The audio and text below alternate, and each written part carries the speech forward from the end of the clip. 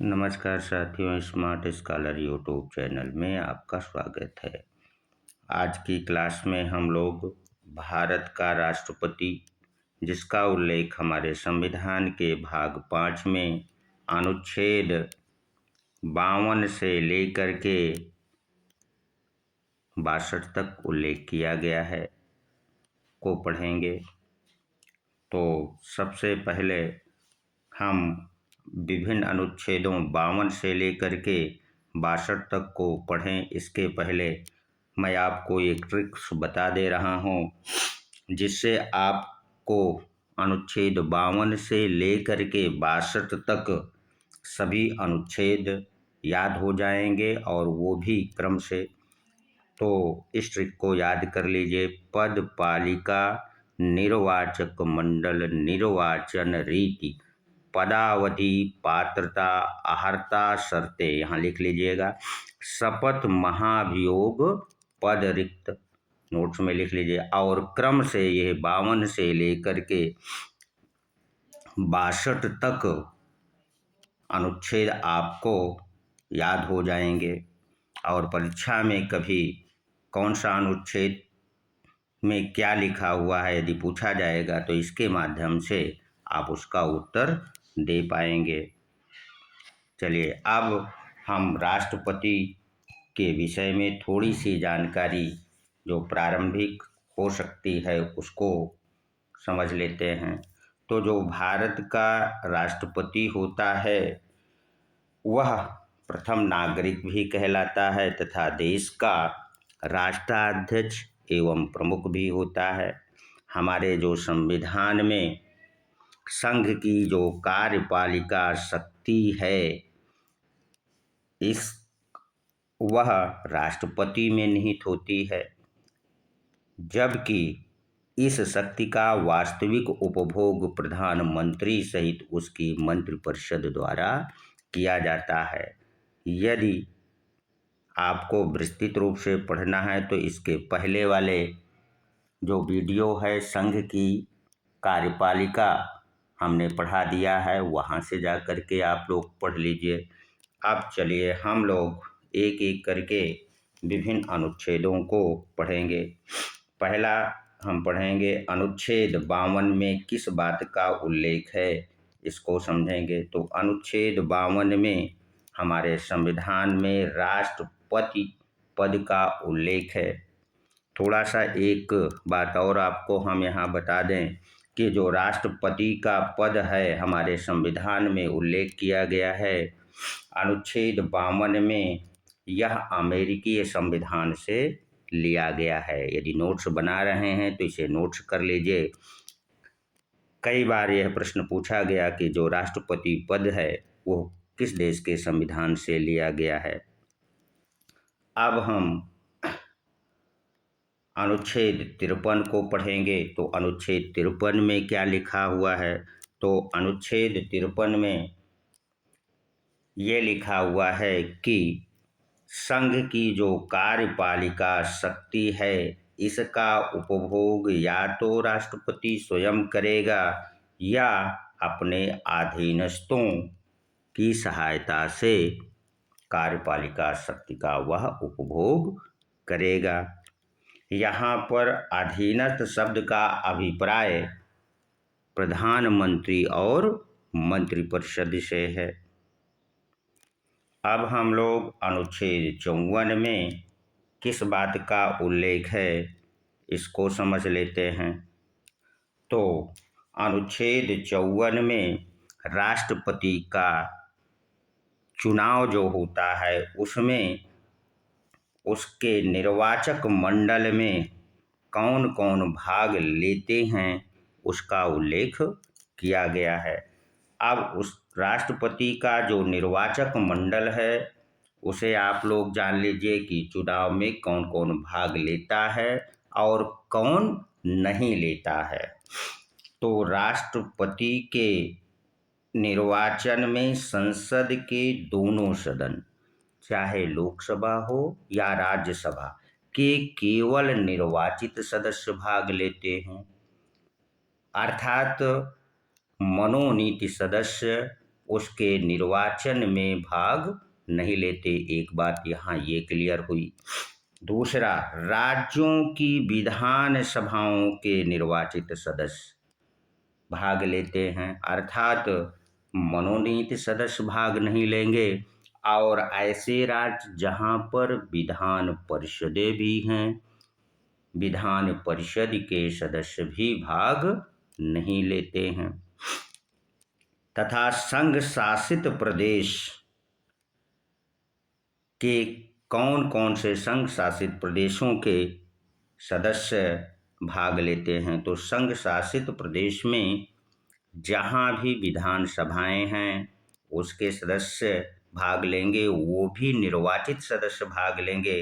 तो संघ शासित प्रदेशों में 3 राज्यों में विधानसभाएं हैं, दिल्ली, पुदुचेरी और जम्मू कश्मीर।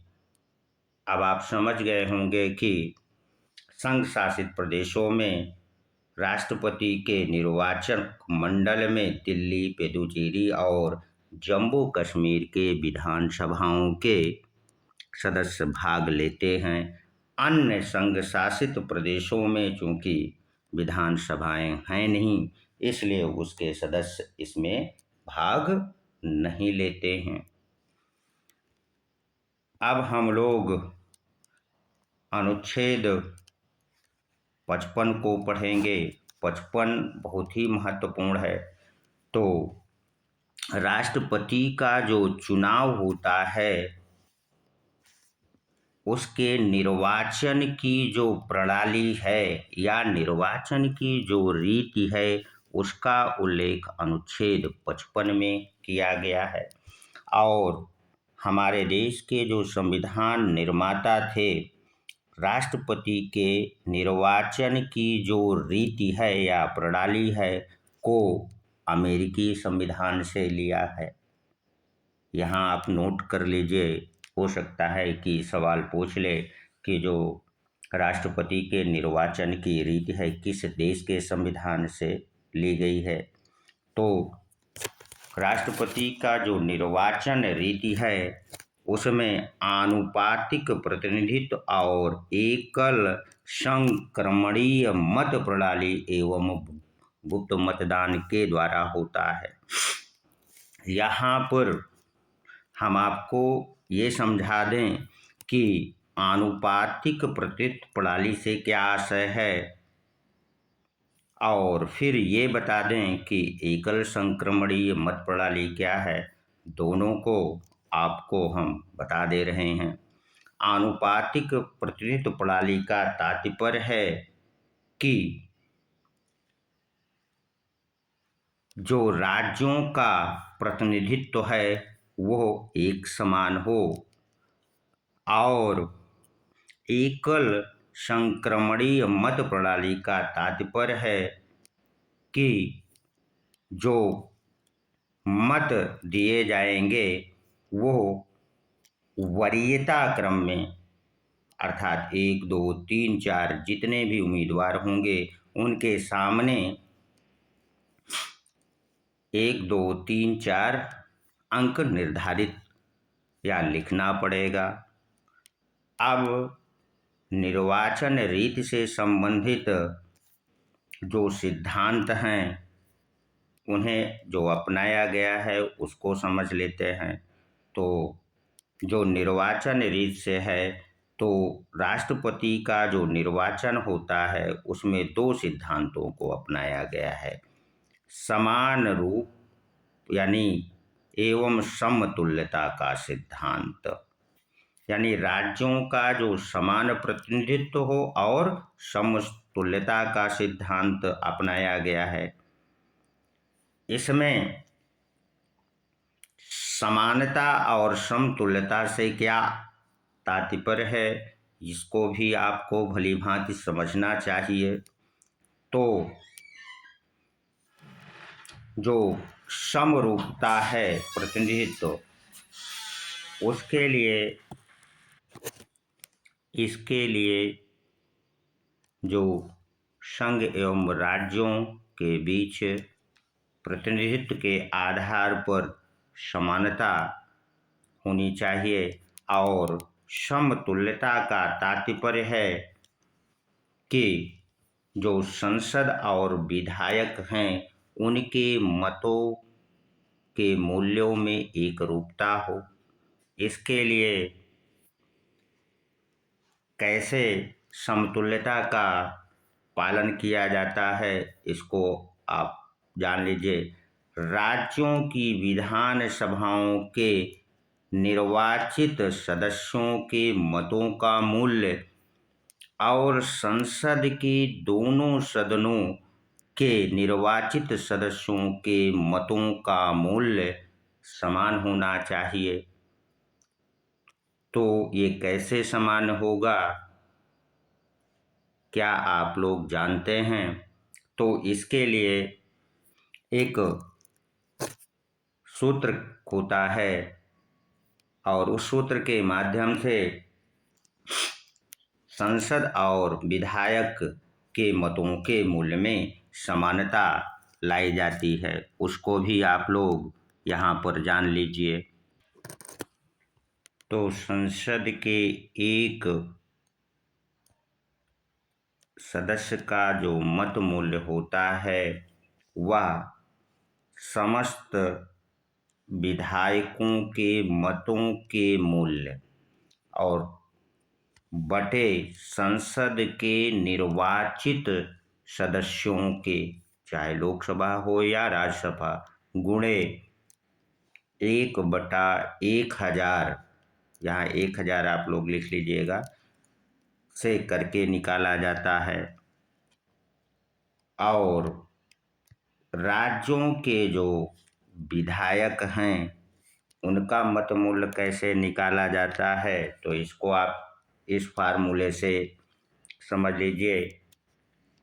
1971 की जनगणना के आधार पर राज्य में की कुल जनसंख्या बटे निर्वाचित होने वाले विधायकों की संख्या गुणे 1/1000 से जब कर दिया जाता है तो हमें एक विधायक के मत मूल्य का पता चल जाता है।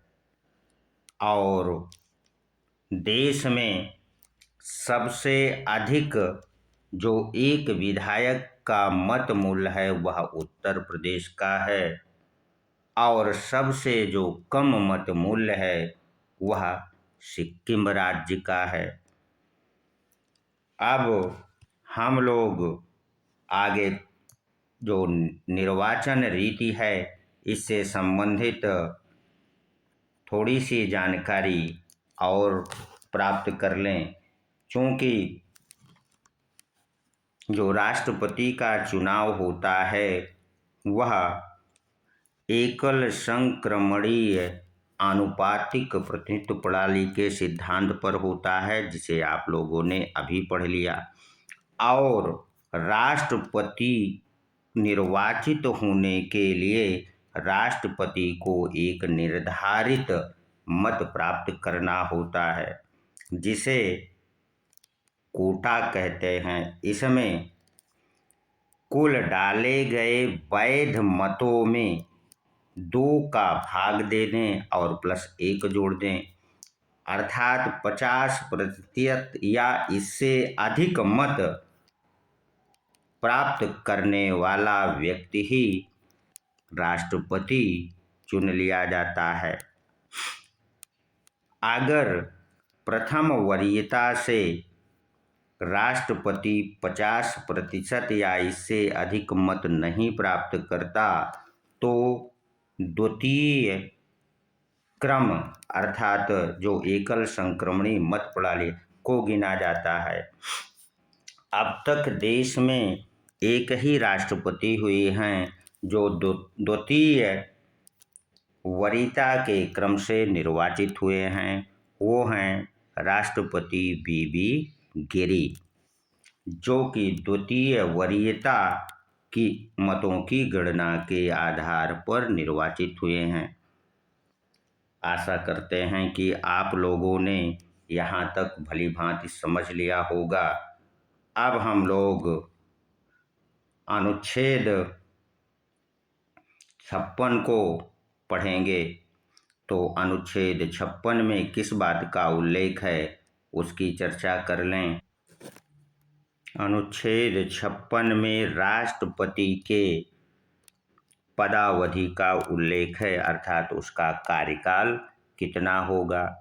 तो राष्ट्रपति जब निर्वाचित हो जाता है तो जब वह पद धारण करता है तो पद धारण करने की जो तिथि होती है उससे वह 5 वर्ष तक राष्ट्रपति रहता है।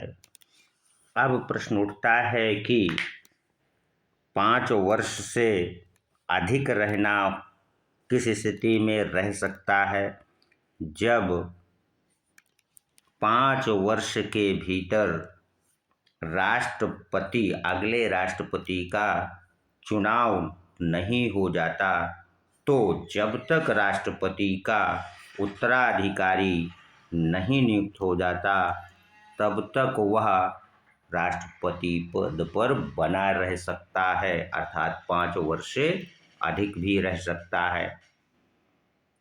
क्योंकि हमारे संविधान में जो राष्ट्रपति का पद है वह एक दिन भी रिक्त नहीं रह सकता है।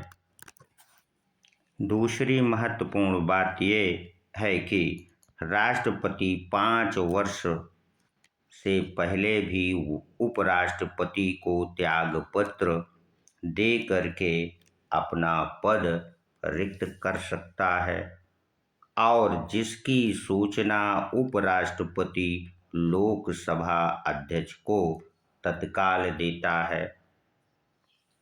और तीसरी उसकी पदावधि के संबंध में महत्वपूर्ण बात यह है कि यदि राष्ट्रपति संविधान का अतिक्रमण करता है तो संसद द्वारा उस पर महाभियोग की प्रक्रिया चला करके उसे राष्ट्रपति पद से हटाया जा सकता है। ये था राष्ट्रपति पद की पदावधि जिसका उल्लेख अनुच्छेद 56 में है। यहाँ से बहुत बार प्रश्न पूछा जाता है, इसलिए इसे आप ध्यान से समझ लीजिए। आपसे प्रश्न पूछा जा सकता है कि राष्ट्रपति पद की अवधि क्या है, तो जब वह पद ग्रहण करता है तो पद ग्रहण करने की तिथि से 5 वर्ष। क्या अधिक हो सकता है? जी हाँ, जब तक नया राष्ट्रपति निर्वाचित नहीं हो जाता तब तक वो बना रहेगा।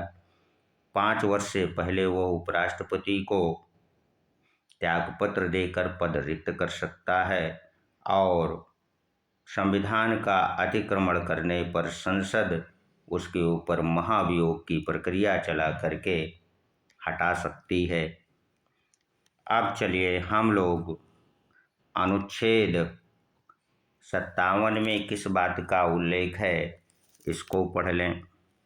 अनुच्छेद 57 में राष्ट्रपति के पुनर्निर्वाचन अर्थात दोबारा निर्वाचन की पात्रता का उल्लेख किया गया है।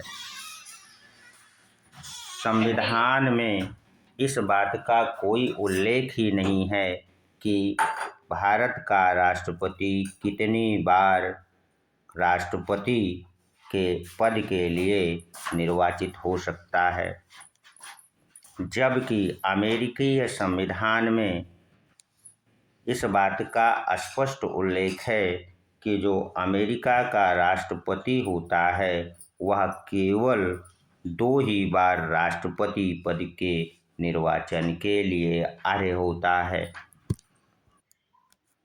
कोई व्यक्ति भारत का राष्ट्रपति तभी निर्वाचित हो सकता है जब वह भारत का नागरिक हो, 35 वर्ष की आयु पूरा कर चुका हो तथा लाभ का पद धारण न करता हो, साथ ही लोकसभा सदस्य निर्वाचित होने की योग्यता रखता हो।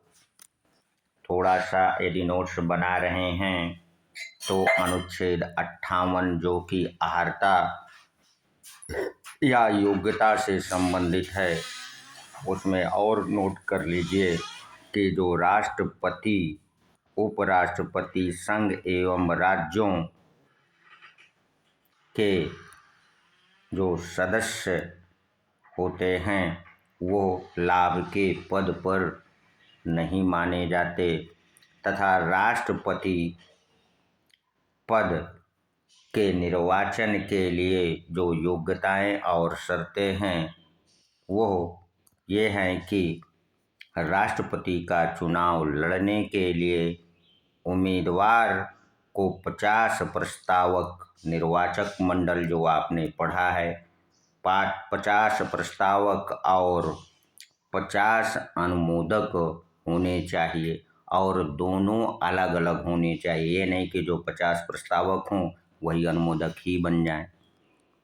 और 15,000 रुपये जो चुनाव लड़ने के लिए जमानत राशि निर्धारित है। यदि राष्ट्रपति का जो भी व्यक्ति चुनाव लड़ता है तो कुल मतों का यदि वह 1/6%, 1/6 भाग मत नहीं हासिल करता तो उसकी जमानत जब्त हो जाती है।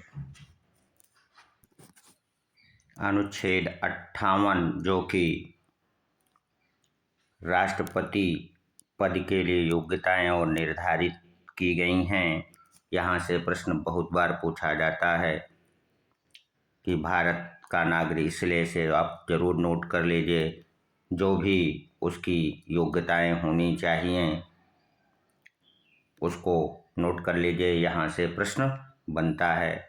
अब हम लोग जो अनुच्छेद 59, 60, 61 और 62 हैं उनको भी पढ़ेंगे।